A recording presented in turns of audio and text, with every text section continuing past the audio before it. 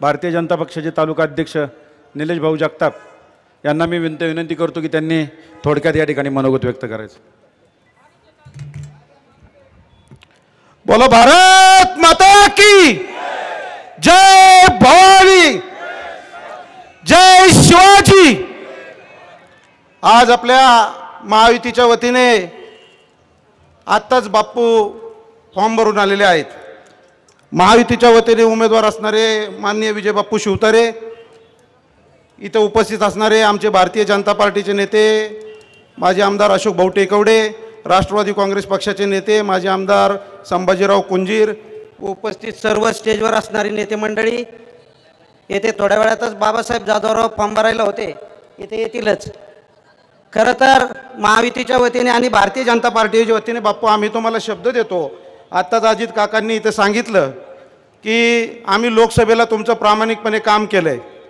खरं तर भारतीय जनता पार्टीच्या कोणत्याच कार्यकर्त्याला खरं तर सांगावं लागत नाही की काय करायचं आहे, कारण की भारतीय जनता पार्टी हा अतिशय शिस्तप्रिय पक्ष आहे।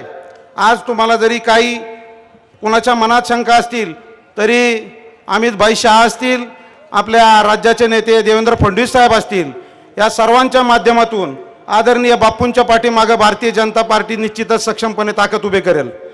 मला इथं सांगायचं आहे की 2014 साली या देशावर नरेंद्रभाई मोदी यांचे पंतप्रधानमधून नियुक्ती झाली। त्यानंतर आपण पाहतोय कोरोनाचा अडचणीचा काळ निर्माण झाला। त्या कोरोनाच्या काळामध्ये जे अन्नधान्य आपल्याला चालू केले, रेशनिंग सर्वांना मोफत चालू केलंय। मला सांगा, इथं सर्व माणसं इथं बसलेले आहेत, ती योजना बंद झाली का? हात वर करून सांगा, तुम्ही योजना बंद झाली का? जर ती योजना बंद नाही झाली, 28 सालापर्यंत मोदी साहेबांनी अन्नधान्य मोफत देण्याची योजना राबवलेली आहे। आज पंतप्रधान निवास योजनेमधून अनेक लोकांना घरकुलं मोफत दिली जातात, काही लोक फ्लॅट घेतात, त्या फ्लॅटसाठी सुद्धा 2,68,000 रुपये अनुदान दिलं जातं। हे मोदी साहेबांनी बंद केलं नाही। आरोग्यासाठी आपण बघतोय 1.5 लाखापर्यंत महात्मा फुले जन आरोग्य योजना चालू केली आणि आज आयुष्मान भारतच्या योजनेच्या निमित्ताने 5 लाखापर्यंतची योजना चालू केली। जल जीवन मिशनचा आमदार साहेब त्यांच्या भाषणामध्ये सांगतात की आम्ही जल जीवन मिशन योजना सुप्रियाताई आणि आमदार साहेब म्हणतात आम्ही केली। मी म्हणतो संपूर्ण भारत देशामध्ये ही योजना राबवली आहे आणि हे आमदार साहेब म्हणतात हे पुरंदरसाठी फक्त त्यांनी राबवली आहे। हे किती विरोधाभास आहे। आज त्यांनी सांगितलं पिसुर्डीच्या तिथं असणारा रेल्वेचा ब्रिज असेल, इकडे पिसोरवेच्या इथं असणारा रेल्वेचा ब्रिज असेल, वाल्याच्या इथला बायपास अंडर बायपास असेल, तो आम्ही केला। या देशाचे नेते नरेंद्र मोदी साहेबांनी 574 एकाच टायमिंगला अख्ख्या भारत देशामध्ये पूल केले। त्या ठिकाणी मंजुरीला सुप्रिया सुळे आणि अजित हे आपल्या तालुक्याचे आमदार गेले होते का? मग तिथं सुद्धा हे पूर्ण झालं। म्हणजे खोटं बोलायचं, किती बोलायचं याला काय प्रमाण नाही। बाप्पू काल तर त्यांनी हायेस्ट केले। त्यांनी खळद इथे एक सभा घेतली होती, त्या सभेमध्ये सांगितलं की 2018 साली गुंजवणीची योजना मंजूर झाली। बस आम्हाला बाप्पू या ठिकाणी एवढंच समाधान आहे या पुरंदरच्या जनतेला। त्यांनी त्यांची स्वतःची चुकी स्वतःच्या तोंडाने कबूल केली। आतापर्यंत म्हणत होते गुंजवणीची योजना मंजूर झाली नव्हती। या राज्याचे मुख्यमंत्री आदरणीय देवेंद्र फडणवीस साहेब असताना आणि या राज्याचे मंत्री विजय बाप्पू शिवतारे साहेब असताना ही योजना मंजूर झाली होती आणि त्यांनी सांगितलं हो मी ती योजना अडवली। अरे आपल्या सर्वांनी एक विचार केला पाहिजे, आपल्या मुलाबाळांच्या संसाराचा विचार करायचा का या चोराचा विचार करायचा?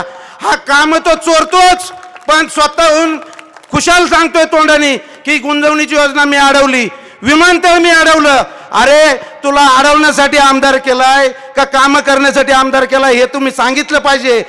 आत्ताच अतुल मस्केंनी सांगितलं पुरंदर तालुक्यात खरं तर पहिलं काम काय केलं तर सासोडला 7-7-7-7 असे एकूण 35 गतिरोधक या माणसांनी निर्माण केले। हा माणूस पुरंदरचा खरं विकासाचा गतिरोधक कोण असेल तर संजय जगताप आहे, हे तुम्ही सर्वांनी लक्षात ठेवा आणि त्याला आपण खड्यासारखा बाजूला केला पाहिजे। आणि तुम्ही लक्षात ठेवा आज ते मंदारजी गिरमेंनी सांगितलं की ते चंद्रावर नेतील. बापू तर कायमच सांगायचे 2014 पासून सांगतात चंद्रावर नेण्याचं काम त्यांचं वडिलोपार्जित चालू आहे. चंद्रावर ते कायमच नेतात. आमच्या मोदी साहेबांनी चंद्रयान मिशन नेलं, जिथं चंद्राची बाजू आपल्याला दिसत नाही त्या बाजूला नेलं. अरे पण हे चंद्र तर रोज लोकांना दाखवतात. एवढं पाप कुठं तुम्ही फेडणार याचा विचार तुम्ही केला पाहिजे. आज मला सांगायचंय, या राज्याचे मुख्यमंत्री एकनाथभाई शिंदे झाले, देवेंद्र भाऊ असतील, अजितदादा असतील, त्यांच्याबरोबर काम करतात. एका मुलीने एक चिठ्ठी दिली, तिने सांगितलं की माझं शिक्षण मी करू शकत नाही म्हणून तिने आत्महत्या केली. आपल्या राज्याचे संवेदनशील मुख्यमंत्री एकनाथभाई शिंदे साहेबांचा वाढदिवस होता त्या दिवशी. त्यांनी दुसऱ्या दिवशी त्याच दिवशी सांगितलं या राज्यातली एकही महिला मुलगी शिक्षणापासून वंचित नाही राहिली पाहिजे. त्यासाठी मुलींना मोफत शिक्षण चालू केलं. आज तुम्ही इथं बसलाय महिलांनो, 33% आरक्षण आपल्या पुढच्या विधानसभेला 33% आरक्षण महिलांना तिथं विधानसभेत सुद्धा असणार आहे. आज तुमची लाडकी बहीण योजना, यांच्या पोट सूळ उठलाय. लाडकी बहीण योजना बंद करायचा. मी सांगतो, मध्य प्रदेश सरकारमध्ये लाडकी बहीण शिवराज सिंग चौहान आमचे मुख्यमंत्री असताना चालू केली. आज 22वा हप्ता दिलाय, पण योजना बंद झाली नाही. पंतप्रधान सन्मान योजना 7 वर्षापूर्वी मोदी साहेबांनी चालू केली. इथे अनेक लोक बसल्यात, प्रत्येकाला 2000 रुपये मिळतात. आणि त्याच्यामध्ये आपल्या राज्याचे मुख्यमंत्री एकनाथभाई शिंदे यांनी 2000 अजून चालू केले. अरे प्रत्येक गोष्ट ते देण्याचं काम करतात. आज मोदी साहेब असतील, एकनाथभाई शिंदे साहेबांचं काम असेल. खरं तर अडचण कुणाची झाली माहितीये का? खिसे कापूंची अडचण झाली आहे बापू, की जे मध्यस्थी काम करायचे त्यांच्या मार्फत मीडिएटर म्हणून काम व्हायचं, त्यांच्या दारात कोण जाईना. ह्याचं दुःख खूप आहे. लाडकी बहीण योजनेचे पैसे प्रत्येकाच्या खात्यावर जमा होतात. आमदाराच्या दारात जावं लागतं का तुम्हाला? कुणालाही महिलेला नाही जावं लागत. कारण की ज्या वेळेस जनधन खाती खोलायला लावली मोदी साहेबांनी, त्यावेळेस लोक चेष्टा करत होती कशाला खाती खोलायला लावली. खाती खोलायला लावल्याची कारण तुम्हाला आज समजली असतील. प्रत्येकाचे पैसे एक बटन दाबलं तर प्रत्येकाच्या खात्यात जमा होतात. आणि हे काम करण्याचं काम कोण करतंय? भारतीय जनता पार्टी, महायुती सरकार, शिवसेना, राष्ट्रवादीचं, RPIचं सरकार करतंय. मग आपण कुणाच्या पाठीमागे उभं राहिलं पाहिजे याचा सुद्धा विचार करा. विमानतळाचं त्यांनी सांगितलं की एअर कुठले चीफ मार्शल त्यांनी कुठून पैदा केलेत, भूषण कोण, ते आता काय रिटायरमेंट नंतर सुद्धा काम करतात. मला विशेष वाटतंय की त्यांनी सांगितलं की ही जागा उचित नाही. मी म्हणतो ही जागा उचित नाही असं समजा, दुसरी तरी कुठली तरी सुचवा.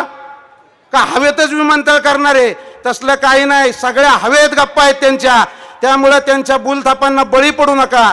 बापू मी एक उदाहरण सांगतो. माझेच सहकारी आहेत आणि आमची वाल्ल्यामध्ये एक 9 एकर जागा एका गरीब मागासवर्गीय माणसाची आम्ही घेतली होती. ह्यांचा नगरसेवक, त्यांचा चुलत भाऊ आणि त्यांचा मेवणा, ह्यांनी त्या शेतकऱ्याकडून संपूर्ण जमीन फुकट सावकारकीमध्ये आणि त्या मागासवर्गीय माणसाला दम देऊन खरेदी केली. ही आमदारकी तुम्हाला ह्यासाठी आमदारकी पाहिजे का? तुम्हाला गोरगरिबांना पैसे मिळालेले अजिबात आवडणार नाही. कारण की सावकारकी हा तुमचा पेशा आहे आणि त्या पेशाला गाडण्याचं काम तुम्ही सर्वांनी करावं अशी मी आपल्या सर्वांना कळकळीची विनंती करतो आणि इथं थांबतो. जय हिंद, जय महाराष्ट्र, जय श्रीराम.